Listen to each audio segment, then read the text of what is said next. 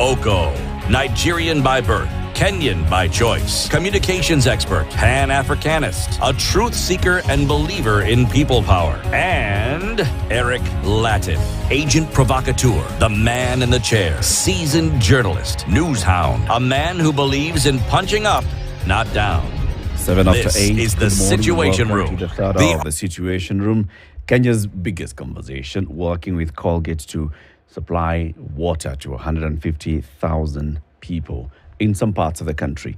30 water wells being done by Colgate, and this is in conjunction with Naivas Supermarket. Colgate are saying, go to Naivas, buy Colgate, and you will be doing one big thing. That is making children smile. Those children who do not go to school because they have been sent by their parents to go fetch water long distances, or when they go to school, then the school head is like, all right, we need water for our toilets, for sanitation, for cleaning. So the first thing we're going to do, first 2 lessons, we're going to do some water business. So they lose out on schoolwork just because of water and very many other things. So what Colgate has done, it's been working with partners to identify some of these areas where there's serious scarcity of water, but there's available water underground. They help to sink the water wells and they get the water out, and then the communities benefit. So all you need to do to help this, walk into Naivas or go onto the Naivas online platform. They have a very vibrant e-commerce platform. Purchase Colgate and off we go. Our next guest is in the studio. Senior Counsel Martha Karua is the NARC Kenya party leader, is an Azimio leader. Good morning, Martha. Morning. Welcome to Kenya's biggest conversation again. Thank you for having me. It's been a while, Yes, it's been. but good to have you here. We're going to have various conversations, about what the Azimio strategy has been. We know about Saba Saba, and we saw what happened in Saba Saba. We know about the signature drive. We have questions about that just to understand what the strategy is. But before we do that, CT has the day's proverb. Our proverb the proverbs for the whole of this week come from the country of Sudan. Northern Sudan. Khartoum, Sudan. Khartoum, Sudan. Okay. Yes. When the ancient Egyptians and the Arabs referred to Northern Sudan as Kush, I am told that the Arabic translation of it was land of the black people. And indeed, there. Yes. Yes. Kenyans think they are black. They have no clue. There are some genuinely black people, as in they are dark to a fault. But of interest is how a civilization that was once heralded as one of the biggest and the most advanced civilizations on the planet, upon attaining independence, what has characterized the country is civil strife after civil strife. A revolution followed by a coup within a very short time, a revolution followed by a coup. And their leadership has always been, yes, there's somebody who heads the council, but a revolutionary council with somebody emerging as a leader until this current strife. In fact, most people assume that the strife they're undergoing is the first one. Fourth. So, the proverb for the day. Hot water is not a playground for frogs. Hot water is not a playground for frogs. Martha, what's your interpretation of this one? Washimo smiles. I think many interpretations. If we were to take ourselves as the frogs, as human beings, then hot water would equally not be our playground. And there are situations that are like hot water. Yeah. It's not our playground. No. So we better be careful. Very. Yeah. Straight into the conversation then, Martha. On Friday, the leadership of Azimio had called for nationwide protests to come out and send a message to the government on taxation, on other issues.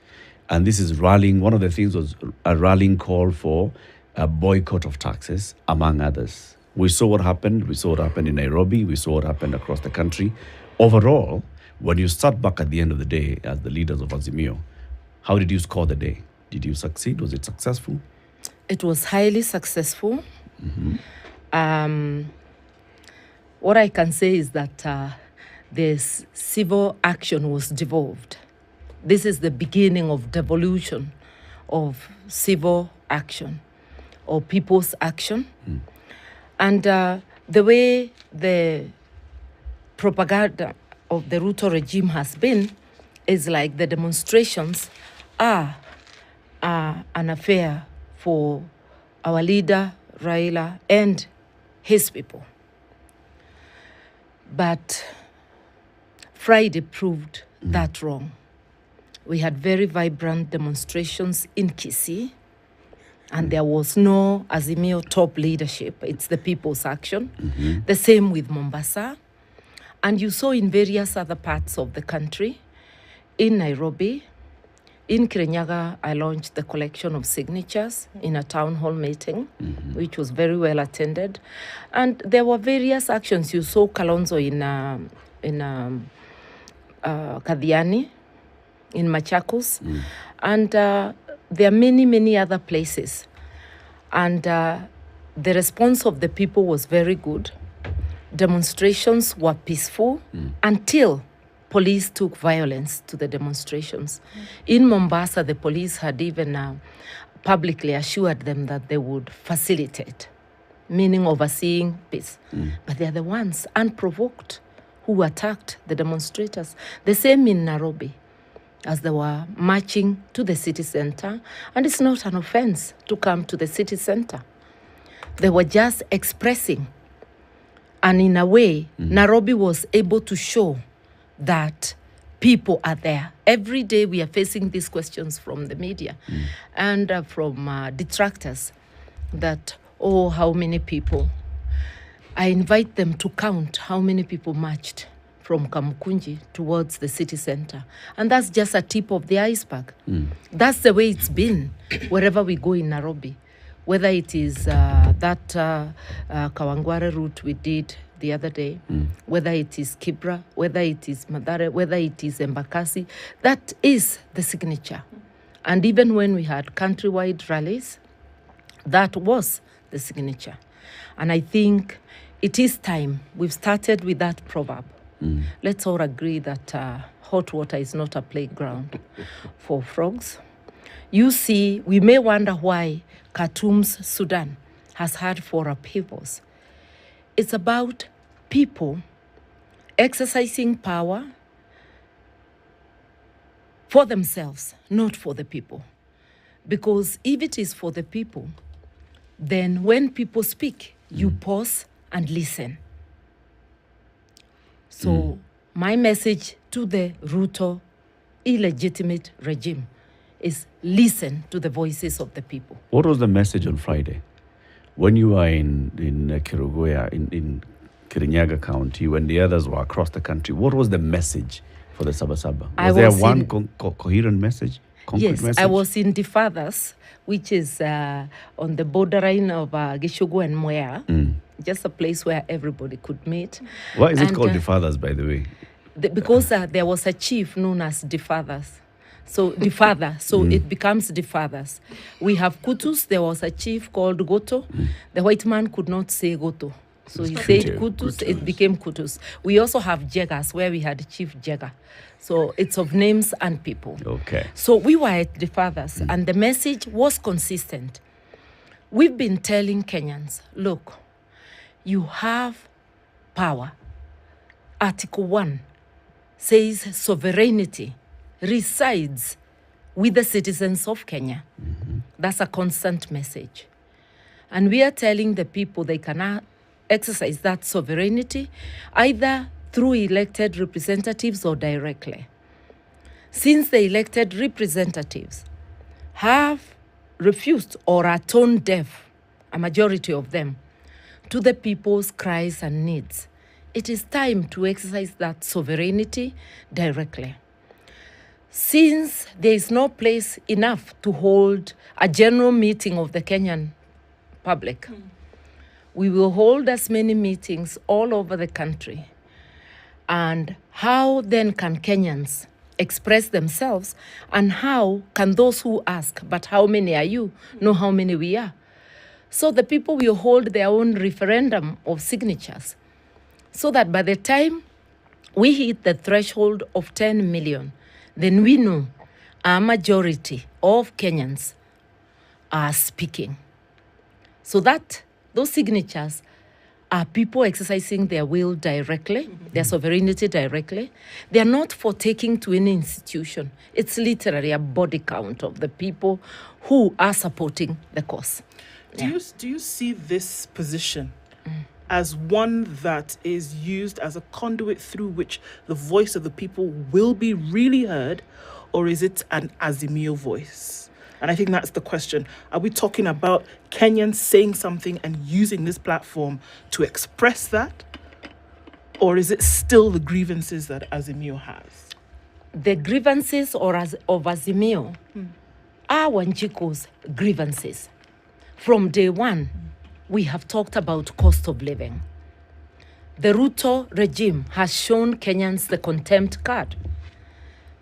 Cost of living was bad when we started. End of year, last year, early this year. It has been exacerbated by the measures taken in the finance bill. That's a contempt card. And I think this is hitting everybody where it hurts most: on your plate, on your sick bed, on education, on transport, on virtually everything. That cannot be an Azimio, a Raila or Karua problem, or Kalonzo if you like. It is a problem that is hitting everybody where they are. It's actually economic violence on the people of Kenya. The second issue about electoral justice, and that's why we were demanding the servers to be open. When elections are manipulated, it is the voice of the people that is being trashed. It is so much a people issue. There is a reason why people make choices to elect, because they have hopes that their aspirations, their needs will be looked after by their representatives. You can see the sorry situation we are in as a direct consequence of trashing the people's voice. So that issue is a people's issue as well. And it's the same as appointment of IEBC commissioners. Is it a William Ruto commission? Is it a Kenya Kwanza commission? Or is it a Kenyan commission? You don't abuse the position you have usurped or sat on by whatever means to make a personal commission. That's what we are saying. When it comes to the fourth issue, respecting multi-party democracy, and our constitution proudly states, Kenya shall be a multi-party democracy. When you start buying off elected members to cross over to your side or to vote with you without doing what is right, because members are not tied. They can cross the floor, but the consequence is that you go back to the voters. So when you start abusing and, undermining multi-party democracy, again, you are trashing the voice of the people. That constitution we made is the people's, if you like, covenant with those entrusted with the leadership. So when you abuse it, you abuse the people. All those are people issues, and that's why they resonate with the people. And the issue of the day is firstly the cost of living. Yeah. You know, this message, and that's what I was asking about messaging, it appears it had gotten to a point where it concretized into a message that had been broken down into the four issues that you've said. Yeah. Before it came to the four issues, there are very many issues as you're going around the country with the town halls. Yeah. And at that point, you said we were listening to the people so we can get the issues. You came with the four issues as Azimio. And when the president then said, let us sit down and have some bipartisan talks, it was clear what Azimio was taking to the table. These are the four issues. Since then, those issues appear now to have taken a backseat when it comes to the issue of tax.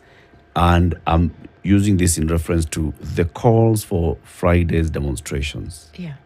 In the run-up to Friday's demonstrations, it was not about these four issues. It was about now civil disobedience when it comes to tax. And we said, this is a call for tax boycott. We have moved the messaging from cost of living, from IEBC, from multipartism and all. We are saying now, let us walk to work, let us carpool, let us do this and the other. But come Friday, you are not carpooling. You are not walking to the demonstrations. You're not using public means, like encouraging us to use public means and cram ourselves into PSVs, and in fact, we even load ourselves into double the capacity of PSVs. You, the leaders, are still driving in your big vehicles, and you know what that publicly means. So people get confused with what exactly is the Azimio message every time they call us out to demonstrate. I think there's something you're missing. What's that? The finance bill is about cost of living. And I have just said that the issue number one. So when we are talking about tax boycott, it's all about cost of living. You cannot, at this time, when people are so economically battered, start raising taxation. You forget to raise the pay, you raise taxation to a person who is already unable to afford 3 meals a day for themselves and their families, to a person who has already fallen in arrears on fees. And on top of the usual taxation pay as you earn, you are now imposing a taxation for housing in quotes. We don't know whose houses, because for some of these low earners, and they are the majority, they would have to take close to 70 years to merit a house, say, of 2 million shillings. So what housing are you taxing them? A housing fund which is not for them and which they have not identified as a priority. Remember, the Constitution also gives us the right for public participation. True. Where did people say that they wanted houses? People have spoken. The media has done polling, the various media houses, and over 90% didn't want that taxes. So you are imposing a punitive and oppressive tax to an already battered population. You are raising the taxation on fuel from 8 to 16%, making transportation and having a ripple effect which makes everything else go up, including food, on people who cannot afford a meal a day. Because there are some households that are going without a meal. So it is unconscionable. Taxation must look at the situation of the person being taxed. And if you look at our Constitution, Article 43, social and economic rights, it's the responsibility of the state to ensure that people have adequate food. That means that those who cannot afford, the state has to step in. Health, it's also an issue the state must take up. Water, housing, and also education. So housing among is there. Other. Housing, what that means is that you have programs that provide housing. Housing has been on the table ever since the Kibaki government came in. It was taken a step further. And you remember during the Kibaki government, the Kibra houses were done. During Uhuru's tenure, and I'll call it Uhuruto because both of them were there, houses were done in Nairobi and Mombasa. Houses have been done all the time, but people have not been forcefully Made to taxed. for it. Actually, literally removing food on the plates of the most oppressed. You exempt helicopter owners from taxation on parts, but you remove food subsidies. In a country where the Constitution tells you that you have to ensure that nobody stays without the basic needs. So we are saying our message has not moved. The call to action, the call to action is diverse actions from tax boycott. You asked why we are not working. If I tell you about myself, long before the taxation issue came, I always carpool. In fact, there are meetings we have appeared in one car with Eugene at times, with other people. Carpooling is not a new thing to us. Even to do the things we do, We have to cut costs of how we operate. So we are not telling people things we have not done. So when we you- carpool. When you say let's have a tax boycott, Yeah. how exactly do we boycott these taxes? How do we not pay the housing fund, housing levy? How do we not pay the extra 8% VAT on fuel? How do we not pay excise on airtime and the rest? How do we boycott these taxes? Tax avoidance is not an offense.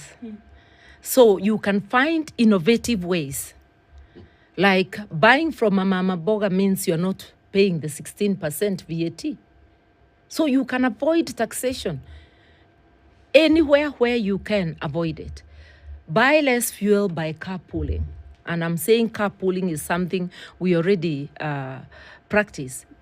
It doesn't mean that I'll now park my car and start using a matatu. If I have to, I will. But there are other innovative ways, carpooling with friends, minimizing the places you go to, all those things. We are not talking of things that are not practical. And asking the matatu So it's people, what you're basically saying is let's cut our costs. cut our costs and avoid. It's not a tax boycott. It's a tax boycott. If I cut my costs, Martha, that's not necessarily a tax boycott. You're basically just telling me, you know what, Eric, times are tough, so adjust your life. Adjust your life, go to a lower house so that now the amount of rent that you pay that goes into the tax, into the housing tax is less in terms of rental income is less. Take up a pay cut so the amount of money that you then deducted in terms of 1.5% of your income.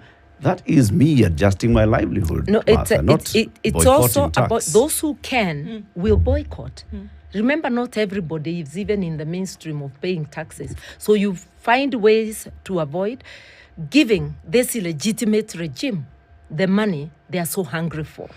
And you can see already through the court, the stay has given Kenyans relief, even if just for a few days, because the taxation that applies today is the taxation of yesterday. And it appears that those in the illegitimate regime are sometimes not well schooled because they were saying that they will now not get taxes, which is not true. They are getting, but at last year's rate. What was stopped is the rise. And there are many, many other places where people are being forced to pay more. Look at the people earning 500,000 and above, how much they're being raided. Remember, these are salaries you've already committed either to a mortgage, to this, your children are in a more expensive school. This taxation is not an Azimio issue. It's hitting everybody where it hurts most. Martha, I know we're going to go to a break in a minute, but I just have to ask, if we're looking at a tax boycott, what would it achieve then on the side of government? What would that achieve? Leave creative ways of how people can actually get this done, but then in terms of sorting out this issue, at whatever level, what would that achieve? Just, making them get less money because they have refused to listen to Kenyans. They are making life more difficult. They ought to be denied that which they are seeking. And I want to give you one example. You remember the Karengata Association? Yes. When they were refusing to pay to the city council. Yep. And the court actually allowed them. And an account was opened where the taxes would be deposited until the case was heard and determined. And if it was in favor of the council, then they'll take the money. Because it was a case of no taxation without any service. Yeah. So there are very many ways. This is just a tip of the iceberg. There will be many follow-up actions. Time for that break. 8:30. Azimio leader, NARC Kenya party leader, senior counsel Martha Karua is our guest in the Situation Room. Kenya's biggest conversation on KTN Home, on Spice FM, on YouTube, and on Facebook. Live streaming this show here. If you miss any part of a show, just go back onto YouTube and you'll find them there. All our recordings. As we take this break, Martha, have you heard of Showmax? You're very busy, but sometimes you need to relax, put your feet up, switch on the TV, and watch Showmax. And we'll tell you why. Yes, and I'll also tell you, and then I'll pass you over to CT because he's watched the first episode and he's waiting for the next episode that's coming out. So a woman runs into what she wants to call fortune in a bag. Okay. It turns out that her older brother, who she doesn't really understand why, is involved in the crime that then saw this money being gotten in the bag. So she's in a bit of a dilemma. Should she take this money and say, it is see God, oh, he has helped us? Or should she report and say, we found this money, what should we do with it? It then turns out that her brother's also being looked for by the crime boss. All of this is on Showmax. It's Showmax's latest original title that premiered last week, and every week there's a new episode. And so now this week we want to see what happens next. On Thursdays, right? Yes. Of course, you couldn't have watched it on Thursday. You were preparing for Saba Saba Friday, but City watched it, and you enjoyed it. Well, you know, when it was first mentioned, I did. And when I explained to my colleagues the themes that I saw, they asked me if I was back in class teaching literature. And I said, yes. You see, conflict, especially moral and ethical conflict, makes for an excellent theme. And this is what you find in this movie. Okay, we'll try. Very good. Time for that break. Back shortly. Situation Room, Kenya's biggest conversation. Brought to you by Colgate.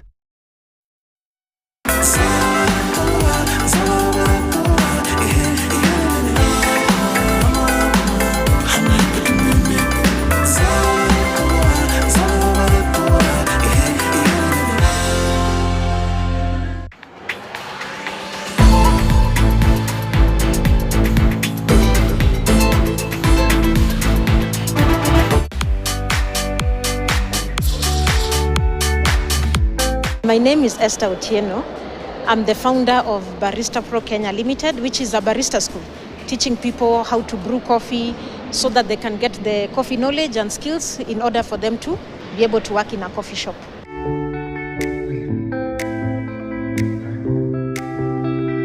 You are the one with the dream, you are the one with the vision. So don't let people make you deviate from your vision.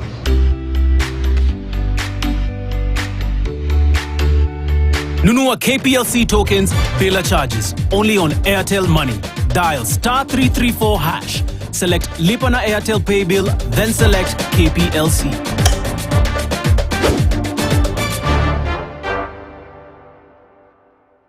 When it comes to your motoring needs and likes, there is only one place where you will find the best automotive dealers and enthusiasts alike. You'll enjoy the best deals on vehicles, spare parts, insurance, and asset financing tailored to fit all your needs, all at the Digger Motor Show.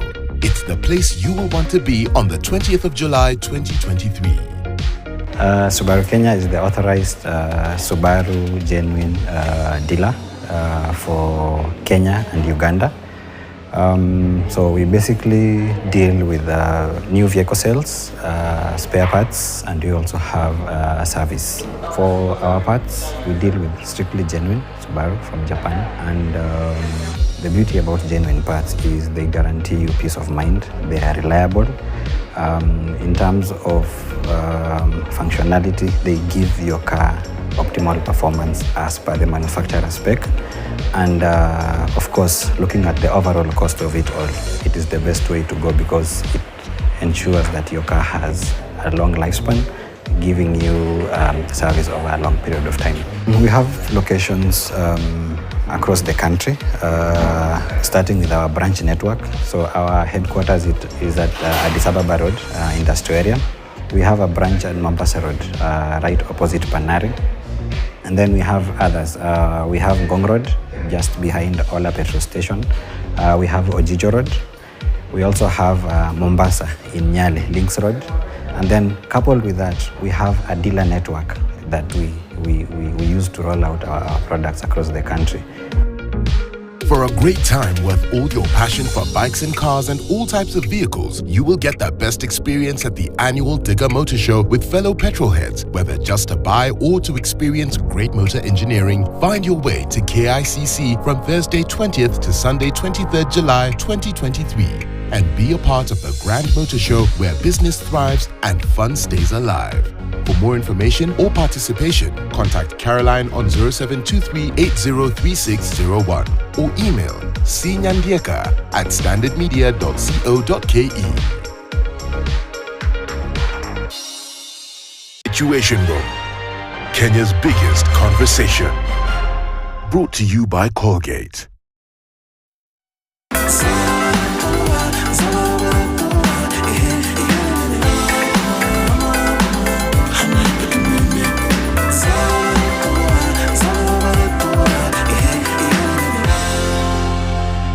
To have been a support base. Okay. Yeah, so 10 million should just be enough. How long are you giving this drive? A week, 3 months, 6 A months? short while. We are not saying when, but it will be a short. This is a short-term strategy, not long-term. So what we've seen, even after we shared that you would be coming, Yeah. is questions of people saying, so what next after I give my signature, or should I give my signature? What next? To what end? Action, but the signature, the form collecting is saying what for. So as you sign from a position of knowledge. Those who signed in Kirinyaga knew what they were signing for. What are These they are signing signatures to send the illegitimate Ruto regime home for their oppressive and punitive taxes and all those other issues. So how does the signature of the person who signed this end up sending Ruto home? Once I we think reach that, that's the roadmap that people are asking. And you know, Martha, you are senior counsel. You understand the law, you understand the constitution, you actually midwifed this constitution, among others. Yeah. So you understand the constitution. How does collection of 10 million signatures end up sending William Ruto home? I already explained that. I guess said I didn't get it. Please repeat. it is not possible, even if you have huge rallies, to demonstrate that a majority of Kenyans support. So that's like a roll call. Plus also, where can we have our general meeting? So that general meeting will be in various places within Kenya. And once the signatures have reached that threshold, then we will communicate to Kenyans on the next move. You know, one of the things that I find confusing, this is me. Yeah. Perhaps it's because when I look at politics, I tend to juxtapose our politics, the politics of other countries. Yeah. Now, I am informed by those who understand the Constitution better than I that our Constitution doesn't actually allow for an opposition party. I'm not sure how this is true, but if there was an election and some people are said to have lost the election, then their position automatically, in my mind, reverts that of the opposition, in my mind, because they are not in power. So where are they? Now, there is the matter of the issues that Azimio has been raising. I mean, they're pertinent issues and they're real. But again, this is where now my confusion rises. I don't read much of what Azimio say would be the alternative. Like when they say we have a problem with food, what would Azimio do if they were in power? If they say this finance bill is completely nonsensical, okay, what would they offer? I say this because if we are to reach the end that Azimio proposes, and let's say perchance they are in power, what is this thing that they're going to do different? I think the first place I would send you is to the manifestos of the illegitimate Kenya Kwanza regime and the Azimio manifesto. Okay? Since we are people who believe in the rule of law and uphold the constitution, in a time like this, there would be food subsidies. We had clearly said that health will have universal health accessible to all. We had said that we will have free education from nursery up to university. And what a serious government would do in this situation is not to raise taxation for an already battered economy, especially taxing people's salaries beyond where it is necessary. You would avoid non-priority spending, seal the leakages, because we lose 1/3 of the budget to theft and abuse of the money. That is where you should tighten and avoid the leakage and get the money you want for the programs that you want. Look at what this government is doing. They're telling that person who cannot afford 3 meals a day to subsidize their lavish living. They had so much money, more than any other budget in history more than the Uhuru budgets on motor vehicles for 3 offices. For Ruto, for Gachagua, for Mudavadi. That's non-priority spending.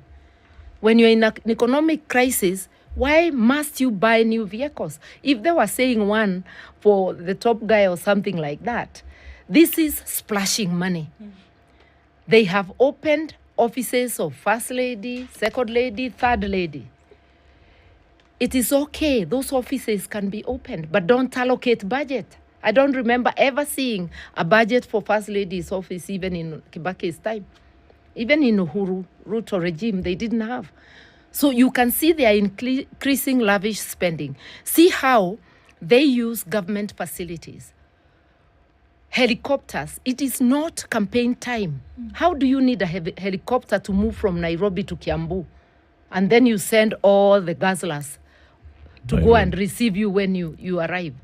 Why does Ruto feel the need to run away from problems at home and be in foreign capitals daily? Why? And spend our money that way. And they go with large delegations. Look at his cabinet secretaries when they go out. Most of them on chartered planes with large delegations. All this is non-priority spending. So I'm saying there are many, many innovative ways, and you want to see the difference between Azimio and Kenya Kwanza, look at our manifesto. It's self-evident. All those areas where people are feeling the pinch, Azimio would do it differently, and there's enough money for that. Would it not be then, I don't want to use the word prudent, but would it then not be advantageous if indeed Azimio reminded us of their manifesto and the things they said they would do? By the way, we do that all the time. It's only that what gets reported is what the person reporting considers as the highlight of the meeting. We do that practically in every meeting. If you listen to what I said in Kirinyaga on Friday, it's all about those things, how we would handle them. And ours is a unique constitution. Even after the court battle, where the court spewed in their own language hot air, the constitution still allows any Kenyan, and we are Kenyans, to ask for an audit of last year's elections. Look at Article 88. The constitution still gives Kenyans residual power to take charge. Look at Article 1 of the Constitution. Our Constitution is like no other. Go to 35 and see that we have a right to demand records be opened. Let's assume or believe for a minute what the regime says that they won. How would it hurt them if we were to open the records? It would only reconfirm their win if they won. But they are fearful because they actually didn't win. And until we get to the bottom of this, Kenya will implode someday. We can't keep on having manipulated elections. If every returning officer, right from the polling station to the national, knew that immediately after elections and pursuant to the Constitution, the records will be opened, people would hesitate to rig. It is very important, critical for this country, that we verify the results of last year's election. We audit them. Otherwise, we are sitting on a time bomb. The water is continuing to heat. And we agreed And we are the frogs. that boiling water is not a playground for frogs. Yes. There has been, even as we talk about, Friday rather, being then the first day in this, succession of events. Where are we going next? And really to look at what is the hope for subsequent events? What is the hope moving forward that this will achieve? I think the hope was written on the footprints of the people on Friday. That people have the resolve, people will come out, and we encourage even those who remained out to come out next time. We are not going to unveil our strategy. That's not what people do in our circumstances do. As we move, we'll give directions. And this is an unfolding scene. So expect more. We will be peaceful. We remind the illegitimate regime that any undue force used on the people is actionable. Even if they don't act now, it will be acted upon. We notice that unnecessary force is always used in Nyanza, in Kisumu, in Migori, and now in Kisii. That's where most deaths have occurred. And even in Nairobi, certain areas, there's more force than others. And we are asking, why do you use live bullets on unarmed demonstrators? Isn't the tear gas enough? Can't you fire blanks? This is war on the people, economic warfare and criminal use of force. And it will not be tolerated. And Kenyans will exercise their sovereignty to remedy this situation. What is the hope that the government of the day will actually do or will acquiesce to here? Because it's definitely, there is this movement that's going on, Martha. It's clear that there's hope that they will say something or do something or behave in a manner then that will then say, okay, this is satisfactory. What are you hoping? We are not expecting them to hear. They have proved they're hard of hearing. We expect the ultimate decision to be that of Kenyans. So we will mobilize Kenyans. And Kenyans will exercise their sovereignty. And that is all I can say for now. Martha, why has Azimio walked out of the bipartisan talks? We didn't walk out. What happened? They closed the door. Remember, these talks were supposed to take a very short time. Since Easter, which was end of March going to April. April, May, June, now we are in July. More than 90 days. All the previous talks, and I was involved in the IPPG talks. I was involved in the Anan talks. And we also saw the Kiraito Orengo talks. No talks take beyond 14 days. Because they start and members don't walk out. Even those of Anan took just a month. And they were so serious. When a regime is serious to listen and listens to its people, talks cannot take 90 days. No issue has ever been solved. Cost of living was not an issue to bargain. It's policy and action by the regime. Look at what they have done. Opening the servers, what discussions are there? You see, what the team negotiating has been subjected to is just filibustering, wasting of time. Not a single issue has been sat down on. And for that reason, the team withdrew. They were being kept for long hours. They arrived, the other team has not arrived. They take an hour, then they filibuster when they come. Nothing, not a single issue. And our team rightly said, and we backed them, no more talks. You know, we are beyond the talks. We sat here with the co-chair of the bipartisan committee, and this is the Honorable Murugara. And he said exactly the same things. Filibustering on the part of Azimio and such other tactics. If it is true, why are they calling them back? Let's assume it's true, and Azimio was filibustering. Why are they calling them back then to filibuster? Let us agree to disagree. Because they are hoping that this time you'll come back and you will not be we are not going to throw words at each other.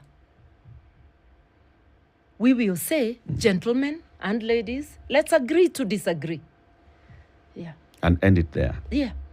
Do you think, Martha, the problem in our country is mostly with, or is only with President Ruto and his executive arm of government, or does it go to Parliament and to counties? I would say the greatest problem is Ruto and his illegitimate regime. He has invaded Parliament in an unprecedented way. Even President Moi did not break the law. He used to woo MPs and they would go back to the voter. This is the first time with a progressive constitution, an illegitimate regime has bastardized parliament.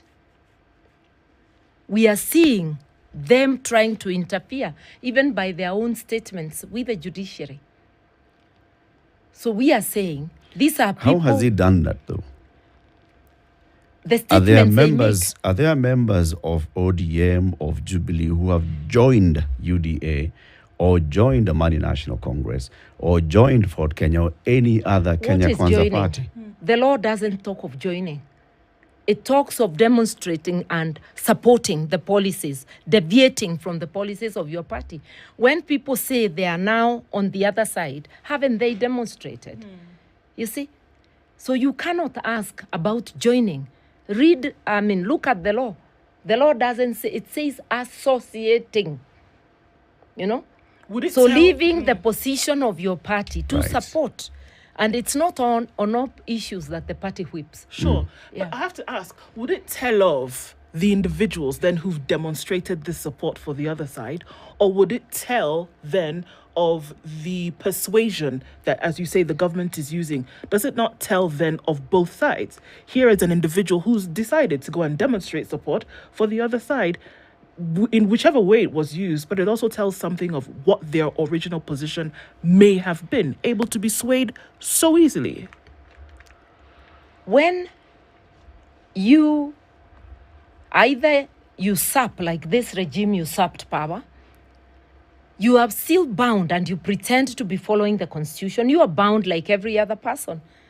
The leadership you gave is not that of violating the law. Yes, the members are equally guilty, but who is in a dominant position? Who is using state resources, state power and influence? Yeah. You know, the greatest blame is on Ruto and his regime, and we have indicated that as one of the issues But in the Martha, talks. When he continues, it's another contempt card. So what would we be going to sit and do? Martha, Look at how they I see this invaded as Jubilee. politics. It's how the game of politics is played. No. You persuade those across the aisle to support your cause on various issues.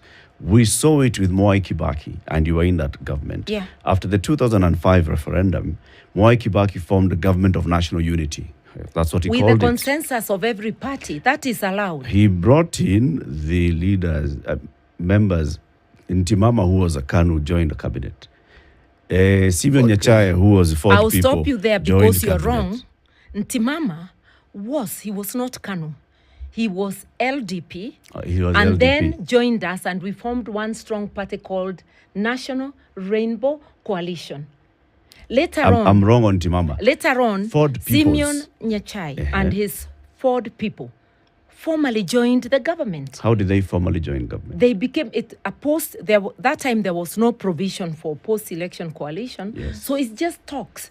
And then you formalize that by appointing them to government. It's the same thing that had happened previously. And eventually, KANU also came into government Okay. formally. So it's a politics. We've seen it then. No. We It is saw wrong. it in the last 5 years. It's wrong. After Uhuru Kenyatta and Raila Odinga shook hands, there was a direct association of ODM MPs with his administration. Which, from where I sat, we condemned because it robbed off the country opposition without formalizing the relationship. If you recall, at that time, I Yeah. condemned it. So you see those But with let you me in say- Azimio cannot No. then stand up and You have- condemn what Ruto They is will doing. condemn. When You those, do not break the law today, so that tomorrow when somebody else breaks the law, you say now, a president has been said we can be breaking the law. It is wrong, and you cannot sit in a powerful position as a media house to tell Kenyans that a wrong committed often becomes a right. I'm we just must saying, continue the to one who condemn. committed a wrong yesterday, without even apologizing for committing the wrong yesterday, cannot condemn today's wrong. Azimio was not inexistent then. ODM was We in now existence. speak as Azimio, as a coalition party. And yesterday, those who committed that wrong included William Ruto, who was in the Ruto cabinet. We are saying, let us follow the law as it is. And by the way, even in the handshake time, it was totally different because the entire ODM backed their leader, Raila Odinga, in the handshake. So there were no complaints from the party.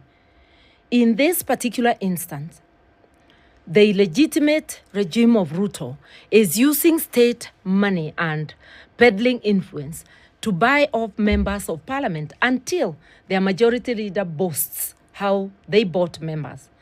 This is actually criminal because it's bribery. Right. It is also wrong against the Political Parties Act, against the Constitution. We cannot sanction this.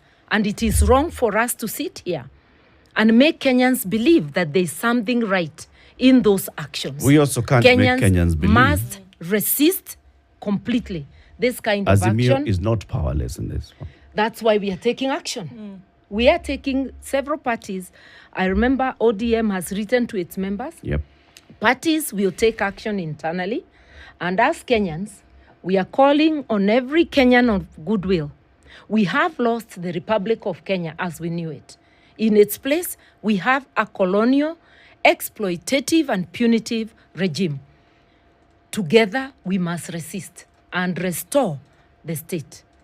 And because they have declared this a company, and there are fewer than Kenyans who own this republic, we must find ways of excluding the company from the Republic of Kenya. We must reclaim back our republic. How do we do that? Let's begin with the signatures. And then you'll tell us what next. It's coming. Those who can interpret will interpret. This is the first time Kenyans are using Article 1. Just because it hasn't been done doesn't make it wrong. Right. Luckily today, we don't have to do anything outside the law. The law sanctions everything that we are doing. Yeah. Martha Karua, always a pleasure having you here. The now Kenya party leader is Azimio leader, is senior counsel, has been our guest today. She's telling us, all right, Azimio has got a strategy going forward. One of them is this one, a 10 million signature drive as you continue calling for rallies. When is the next rally? Wednesday. It was announced by Right Honorable So it'll, Raila and then Odinga. on Wednesday, you'll announce the date for the next one. There will be various actions. Can you give us a calendar so we can plan ourselves? When Those who I... are planning to be out of town, plan to be in town. Those who are planning to travel out of the country. Give us a monthly calendar. It will come as we go along. You remember even last time we reached a stage where we gave you a calendar and told you Mondays and Thursdays. Yes. So it's coming. Okay. Yeah. Keep it here for more conversations coming up in the next hour. Good morning, 9 a.m. Situation Room, Kenya's biggest